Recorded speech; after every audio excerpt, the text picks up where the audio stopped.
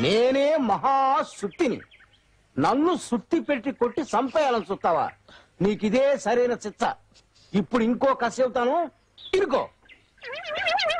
గూఢాచార్య 116 దొంగల వెనకాల పడ్డాడు. వాళ్ళు ఏ దేశాలు తిరిగారో తెలుసా?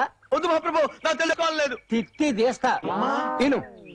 Rajasthan, Pakistan, Baluchistan, Afghanistan, Nigeria, Bulgaria, Siberia, Tanzania, Somalia, Manchuria, Ethiopia, Uganda, Zimbabwe, Jamaica, Egypt, Congo, Botswana, Geneva, Qatar, టూనిక్, Ghana, Bahrain, Kuwait, Laos, Philippines, Finland, New Zealand, Sudan, Mauritius, Bhutan, Nepal.